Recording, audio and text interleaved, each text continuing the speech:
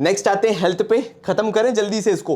Health is a state of physical, mental and social. भाई please, है ना, बहुत बच्चों को गलत लिखते देखा है कि तुम सिर्फ हेल्थ में फिजिकल लिख के छोड़ देते हो। नहीं, ऐसा मत करना भाई, फिजिकल भी आएगा, मेंटल भी आएगा, सोशल भी आएगा, तीनों आएगा।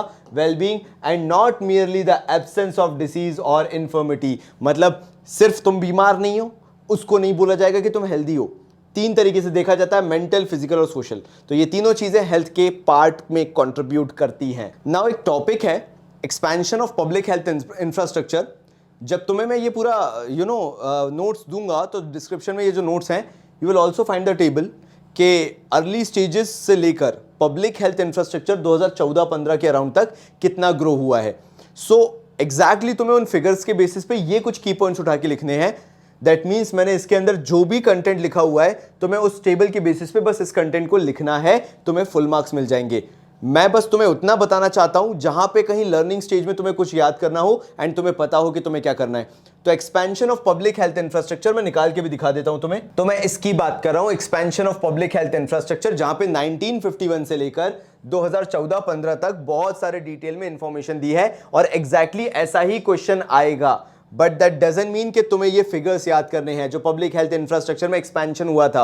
All you have to do is remember certain points, वो डिस्कस कर लेते हैं। जैसा पहला बोला गया, at village level primary health centres have been set up by the government.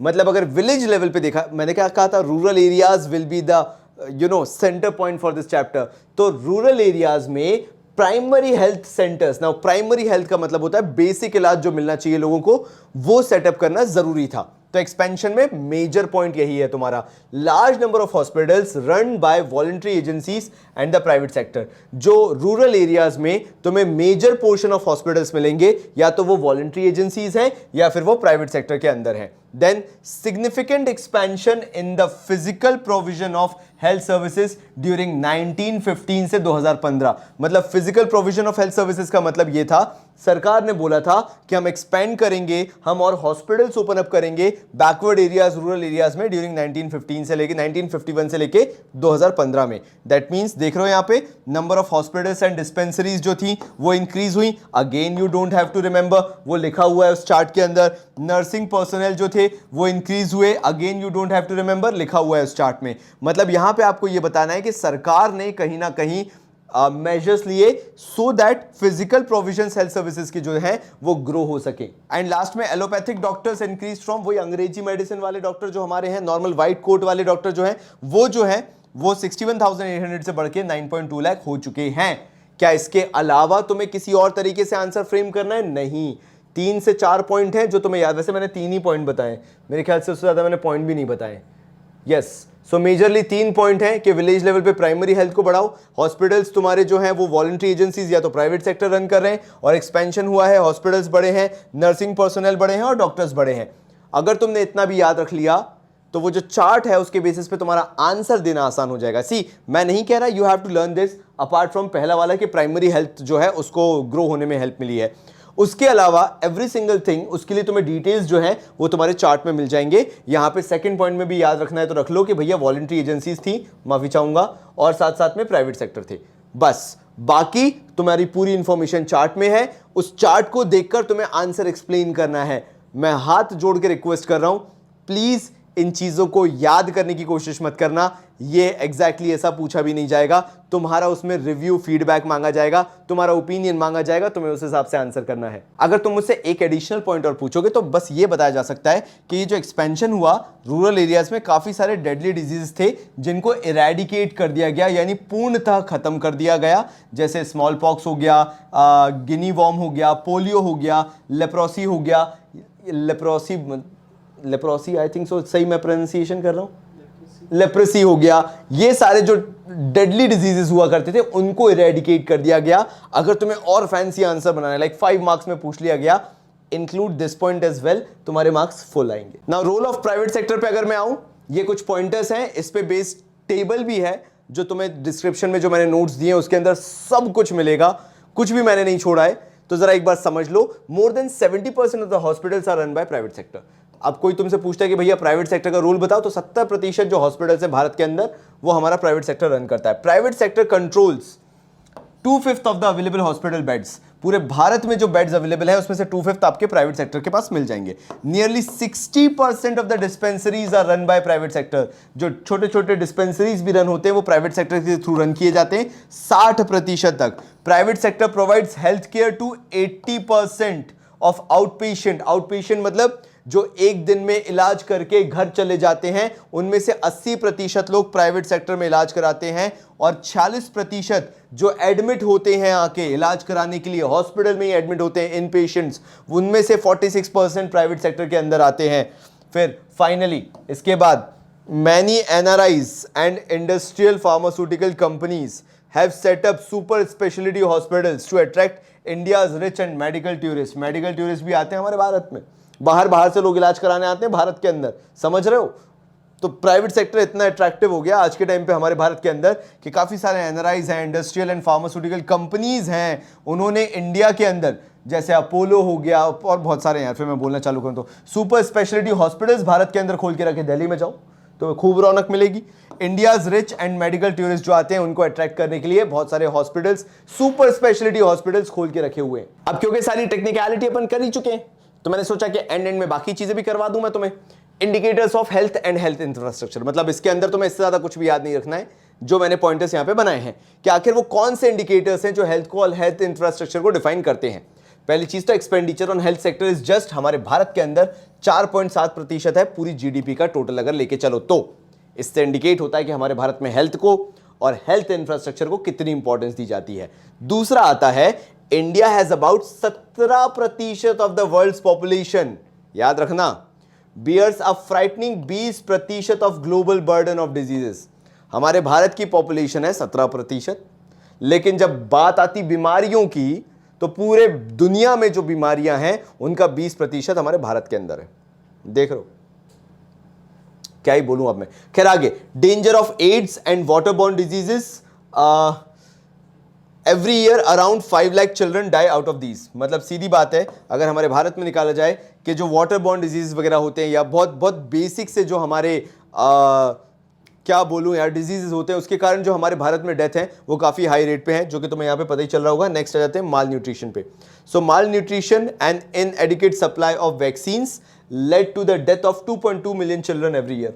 और इसके बारे में सबसे दुखद बात यह है कि ना माल न्यूट्रिशन की कोई इतनी बात चलती है हमारे भारत में, ना ही वैक्सीन्स की बात चलती है हमारे भारत के अंदर। इवन अभी तक तो हम ये भी नहीं जानते कि कोविड से एक्चुअल डेथ कितनी हुई थी। सो ये भी एक बहुत बड़ी प्रॉब्लम है। Then at present less than 20% of the population utilises public health facility. अगर भारत के अंदर बात की जाए 20% से भी कम जनता है जो पब्लिक हेल्थ फैसिलिटी को यूज करती है। अभी आगे और खतरनाक चीज मैं तुम्हें बताता हूं। यहां पे उन्होंने बोला कि 38% of the public health care centres जो हमारे पास हैं भारत में, उनके पास ही रिक्वायर्ड नंबर ऑफ डॉक्टर्स हैं सिर्फ 38%, बाकी में नहीं है। मतलब बाकी अगर मैं 62% हॉस्पिटल्स की बात करूं, पब्लिक हेल्थ केयर सेंटर्स की बात करूं, वहां पे रिक्वायर्ड नंबर ऑफ डॉक्टर्स नहीं है। And 30% have sufficient stock of medicine. सबसे बड़ी प्रॉब्लम है कि अगर आप ऐसे किसी पब्लिक हॉस्पिटल में चले जाओ, वहां पे आप दवाइयां मांगने जाओ, मैं आपको बता रहा हूं ऐसा कई बार होता है कि you only get 60% of the medicine और 70% ऑफ द मेडिसिन बाकी फिर आपको दुकानों से जाके लेनी पड़ती है। आप भी जानते हैं वहां पे कितनी एक्सपेंसिव मिलती है। चलो यार, वुमेन हेल्थ के बारे में बात कर लेते हैं। जो चाइल्ड सेक्स रेशियो हमारे भारत में देखा गया था वो 927 था 2001 में, लेकिन फिर 914 रह गया था 2011 में। लेकिन फिर नेशनल फैमिली हेल्थ सर्वे करवाया गया था 2021 में, जिसमें जो सेक्स रेशियो था वो निकल के आया था 1020 पर 1000 मेल। दैट मींस इंप्रूव हुआ है 2021 में। So that is a good sign, congratulations. लेकिन हाँ, जो तुम्हारे स्कूल का डेटा है वो ये लिखना है तुम्हें। फिर आते हैं around 3 lakh girls below 15 years are not only married but already born a children at least once. तो ये थोड़ा सा दिक्कत वाली चीज है, ऑल्दो ये बहुत ड्रॉप हो रहा है डेटा, बट अगेन ये चीज एक वुमेन हेल्थ में एक बहुत बड़ा इशू है, एक मेजर इशू है। Then more than 50% of the married women between the age of group 15 and 49 have anaemia and nutritional anaemia. Anaemia का मतलब जानते हो, जहां पे हमारे पास एक हेल्दी डोज, मतलब जितना रेड ब्लड सेल हमारे पास होना चाहिए एक प्रॉपर हेल्थ मेंटेन करने के लिए, उतना रेड ब्लड सेल हमारा बॉडी जनरेट नहीं करता है। That is the problem of anaemia. और हमारे भारत में ये बहुत मेजरली देखा गया है, और बाकी न्यूट्रिशनल एनीमिया तो है ही है। नेक्स्ट आता है abortion are also a major cause of maternal morbidity और मोर्टेलिटी इन इंडिया। मैं तुम्हें ये थोड़ा सा डिटेल में समझाऊंगा ताकि तुम्हारा दिमाग खुल जाए। पहले तो अबॉर्शन समझो कि अबॉर्शन क्या होता है। प्रेगनेंसी के टाइम पे जब वो, मेरे ख्याल से क्या बच्चा गिराना जिसको कुछ ऐसे ही बोलते हैं मेरे ख्याल से, मतलब सीधी बात है डेथ ऑफ अ चाइल्ड हो गया eight the time of pregnancy. इस टाइम पे ना ये दो टर्म्स को बहुत ज़्यादा देखा गया है। पहला तो हो गया मैटरनल मॉर्बिडिटी। अब मैटरनल मॉर्बिडिटी समझो, प्रेगनेंसी के दौरान अगर कोई कॉम्प्लिकेशन होता है तो महिलाओं में उससे जो हेल्थ रिलेटेड इश्यूज आ जाते हैं जो कि उनकी लाइफ टाइम चलते हैं, उनको मैटरनल मॉर्बिडिटी कहा जाता है। हेल्थ रिलेटेड इश्यूज और the consequences due to abortion और may be at the time of pregnancy कुछ भी गलत गया होगा, उसको मैटरनल मॉर्बिडिटी बोलते हैं।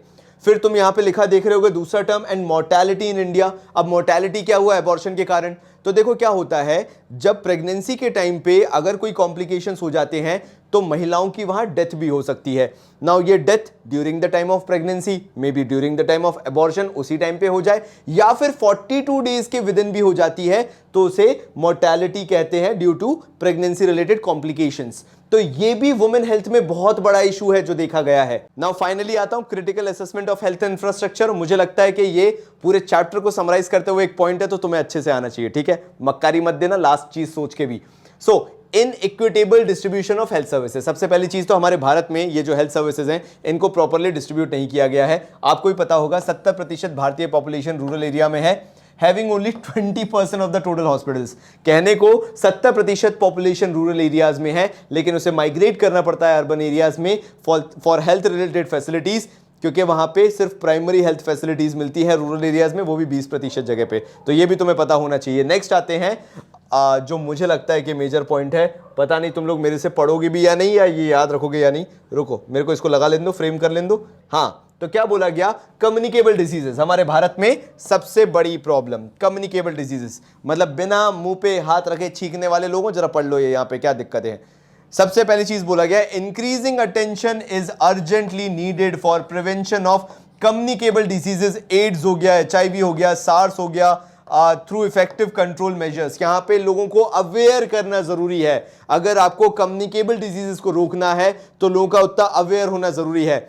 मतलब बहुत फनी सिचुएशन अपन ने कोविड टाइम्स में क्या देखी है कि लोगों की उनकी खुद की सुरक्षा के लिए उन्हें लठ मारने पड़ रहे थे कि बेटा मास्क लगा लो, बेटा मुंह ढक लो, बेटा थोड़े से प्रॉपर सैनिटेशन मेजर्स ले लो। उनमें लठ पड़ रहे थे क्योंकि वो चीज अपने लिए मानने को तैयार नहीं थे और खुद सोसाइटी के लिए खतरा बने हुए घूम रहे थे। फिर आ जाता है पुअर सैनिटेशन फैसिलिटीज।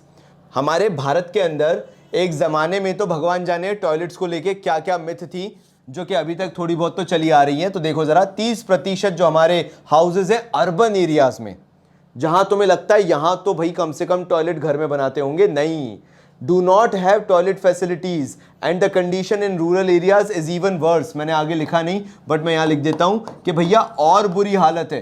मतलब हम लोग को कैसे पता चला था, जब हम कॉलेज में थे तो हमारे दोस्त वगैरह थे और वो लोग रेंटेड अपार्टमेंट में रहते थे या रेंटेड स्पेस में रहते थे।